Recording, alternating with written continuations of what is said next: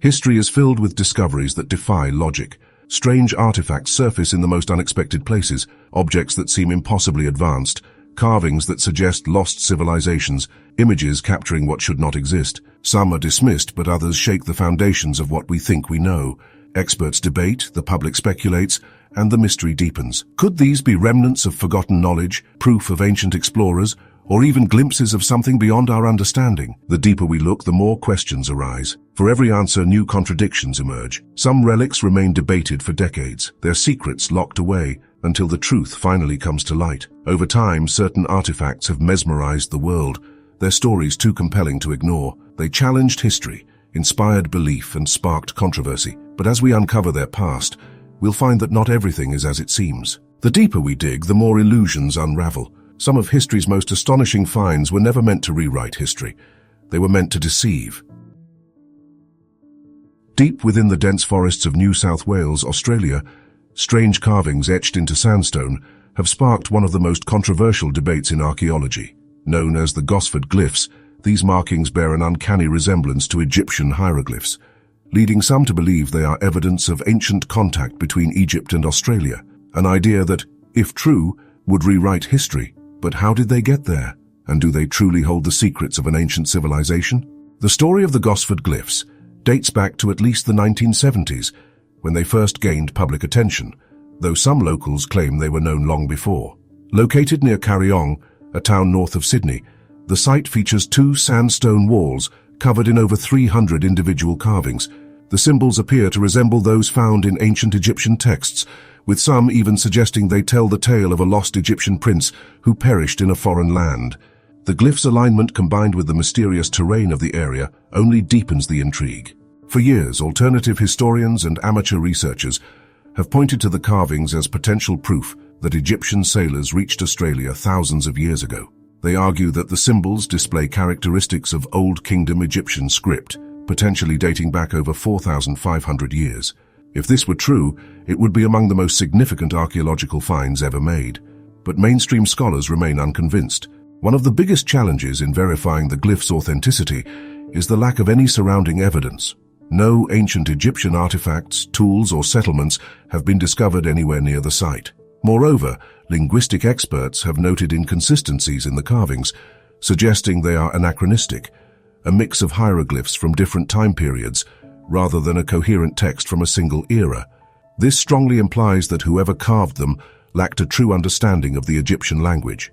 Further complicating the mystery, modern analysis suggests that many of the glyphs appear relatively fresh compared to genuine ancient carvings. Weathering patterns indicate that they are likely no more than a few decades old, far too recent to support claims of ancient Egyptian origins.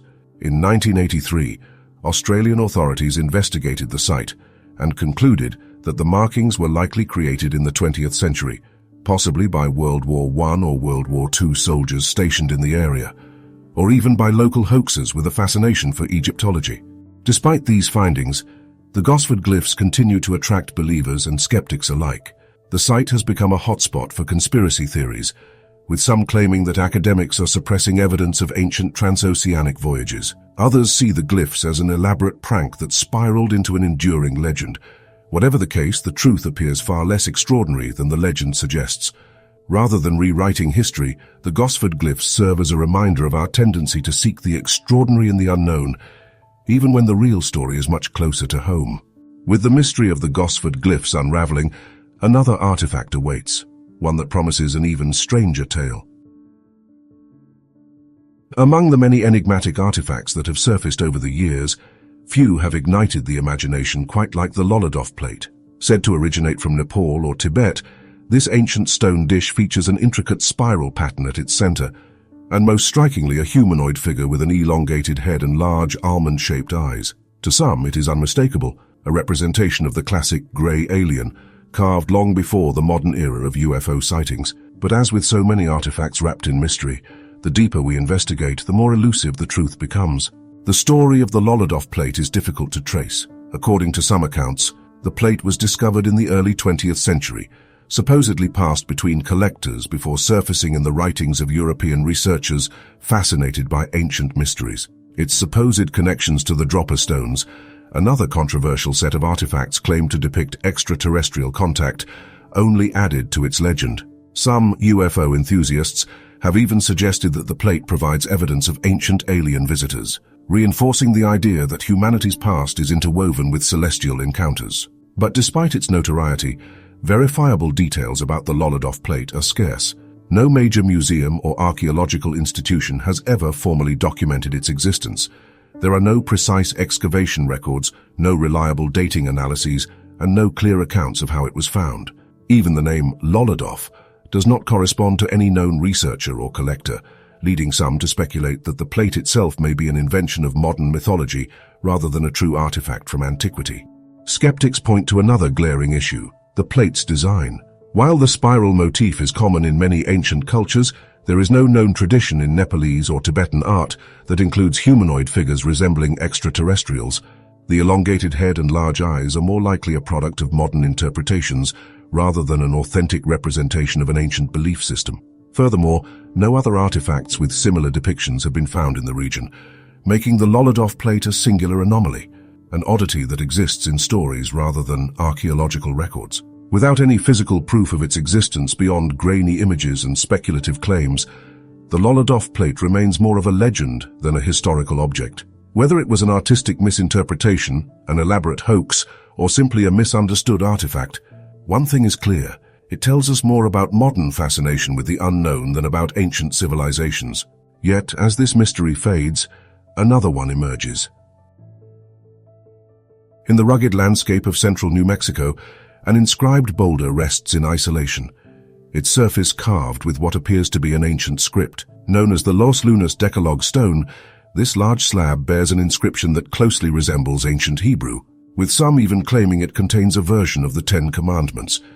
If genuine, it would suggest that Semitic explorers reached North America long before Columbus, a discovery that would shake the foundations of history.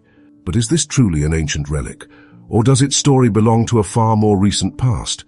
The stone, sometimes called Mystery Rock, is located near the base of Hidden Mountain, about 56 kilometers south of Albuquerque. It was first documented in the 1930s by Professor Frank Hibben, an archaeologist at the University of New Mexico. Hibben claimed he was led to the site by a local rancher who had known about the inscription for decades, implying that the carvings predated the modern era. However, no written records of the stone exist prior to Hibben's account, leaving the artifact's origins uncertain. Supporters of the stone's authenticity argue that the script is an early form of Hebrew, possibly Paleo-Hebrew, which was used between the 10th and 6th centuries BCE. Some interpretations suggest that the text presents a condensed version of the Ten Commandments, lending credibility to the theory that ancient Israelites, Phoenicians, or other Semitic groups might have crossed the Atlantic and reached the Americas.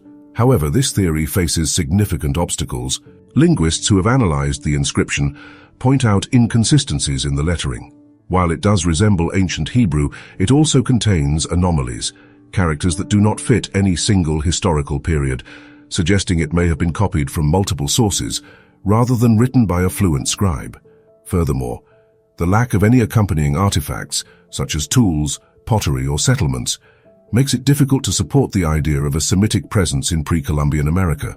Another major issue is the weathering of the inscription. Unlike genuinely ancient petroglyphs found throughout the Southwest, which show signs of erosion and desert varnish buildup over thousands of years, the Los Lunas inscription appears relatively fresh.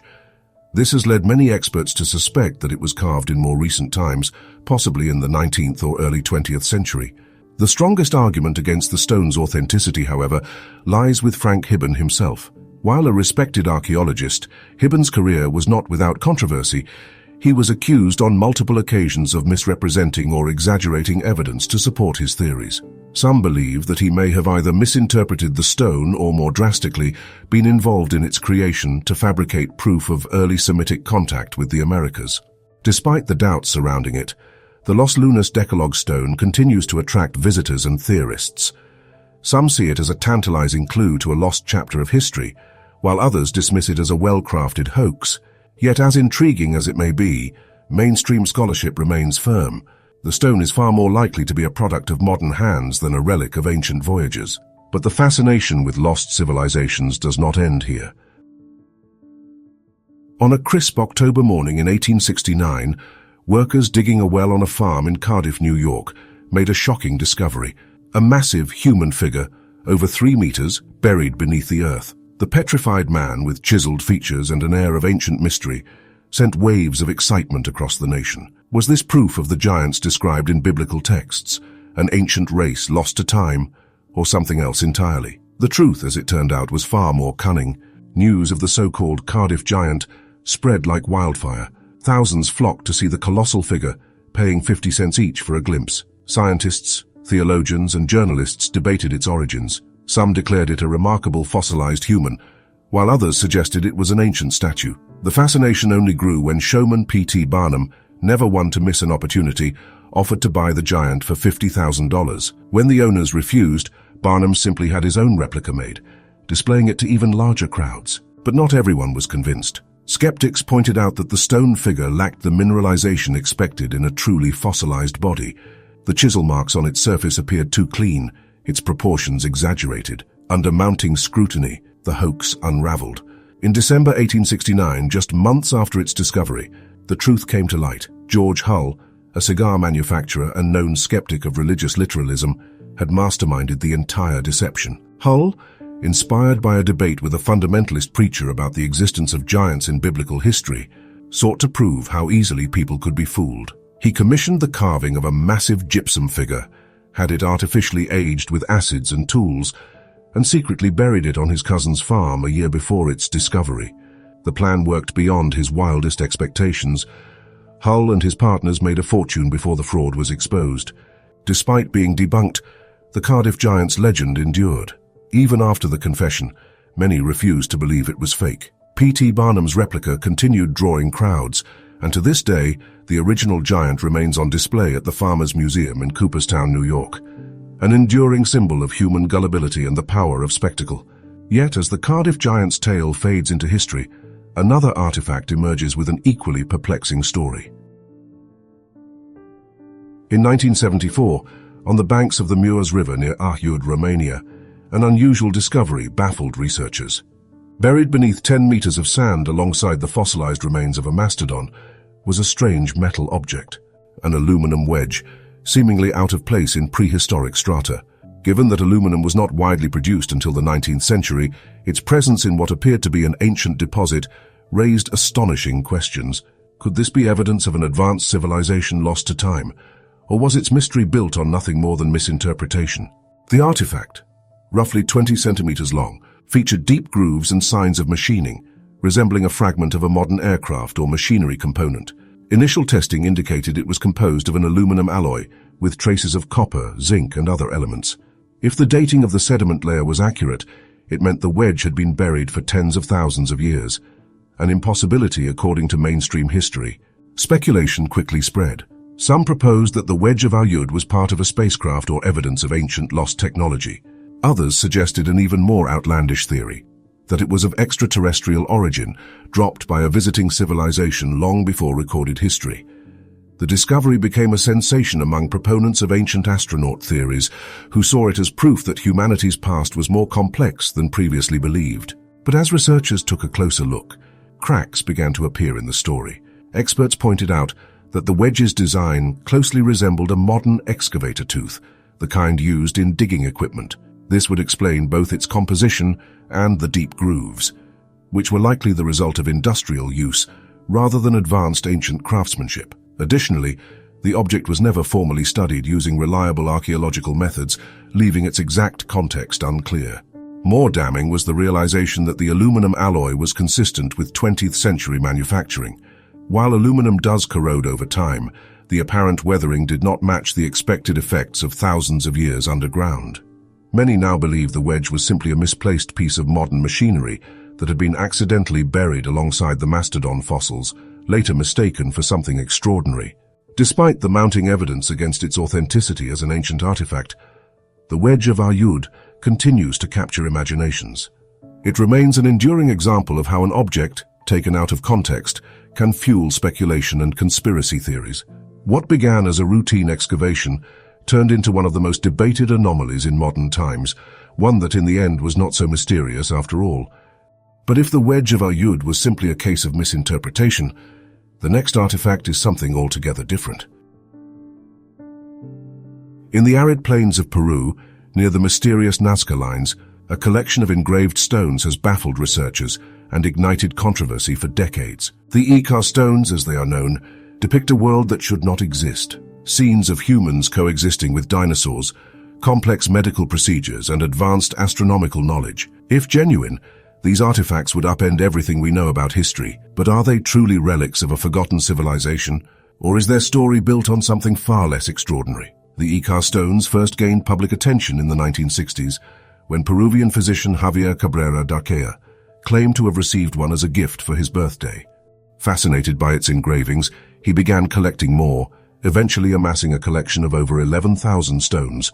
According to Cabrera, the carvings represented an ancient, technologically advanced race that lived long before known human civilizations. He theorized that these people had an understanding of surgery, space travel, and even genetics, claims that challenged conventional archaeology. The stones vary in size from small, palm-sized pieces to larger boulders, with intricate etchings depicting dinosaurs such as Triceratops, Stegosaurus, and even Tyrannosaurus rex interacting with humans. Some stones appear to show heart transplants, brain surgery, and celestial maps. If authentic, they would suggest a forgotten chapter of human history, one where knowledge far beyond its time existed. However, from the moment the Icar stones entered the spotlight, doubts emerged. One major issue was their origins. Unlike most significant archaeological discoveries, the stones were not excavated in controlled conditions. Instead, they were allegedly found by local farmers who sold them to collectors. No scientifically verified site containing these stones has ever been identified, making their true context impossible to confirm. Further scrutiny came when Peruvian authorities began investigating. Under pressure, two local farmers, Basilio Ushchuya and his wife, admitted in the 1970s that they had fabricated the stones, using simple tools to carve the designs and then aging them with fire and manure. Ushchuya even demonstrated his carving technique to officials, explaining that he had been selling the stones to tourists and researchers alike. When asked why he created them, he simply responded, "For money." Despite this confession, Cabrera refused to believe the stones were fake. He dismissed the admissions as a government-led effort to suppress the truth. To this day, some proponents claim that at least some of the stones are genuine, though no credible scientific evidence supports this. The Icar stones remain a fascinating case study in how myths can take on a life of their own. What started as a local craft spiraled into a global mystery, with believers and skeptics locked in debate. Yet, despite the intrigue, the overwhelming consensus is clear. These stones do not rewrite history. They remind us that extraordinary claims require extraordinary evidence, and in this case that evidence crumbles under closer scrutiny. But if the Icar stones were the product of human hands in modern times, the next case is something entirely different. In the summer of 1917, in the quiet village of Cottingley, England, two young cousins, Elsie Wright and Frances Griffiths, ventured into the woods behind their home with a camera. When they returned, they claimed to have captured something extraordinary, photographs of delicate, winged fairies dancing beside them. At a time when the horrors of World War I weighed heavily on the public, these images offered something rare, a glimpse into a world of magic and wonder. But as the photographs spread, a question emerged. Had the cousins truly documented a hidden realm, or was there a more earthly explanation? The 5 Cottingley fairy photographs became an instant sensation. When Elsie's mother showed the images to the Theosophical Society, a group dedicated to mystical beliefs, they were quickly embraced as evidence of supernatural beings. By 1920, the photographs had reached the eyes of none other than Sir Arthur Conan Doyle, the famed creator of Sherlock Holmes. A devoted spiritualist, Doyle was eager for proof of unseen worlds and published the photos in the Strand magazine, declaring them authentic. His endorsement gave the images unprecedented credibility. But even as the world marveled, skeptics voiced their doubts. The fairies in the photographs looked suspiciously like illustrations from popular children's books of the time. Their delicate outlines seemed too crisp, their movements oddly static. Yet, photographic analysis of the era could not definitively prove the images were faked. With the backing of Doyle and other believers, the Cottingley fairies retained their aura of mystery for decades. The truth, however, was far simpler. In 1983, after more than 60 years of speculation, Elsie and Frances finally admitted that the fairies were cut-out paper illustrations, carefully posed and held in place with hat pins.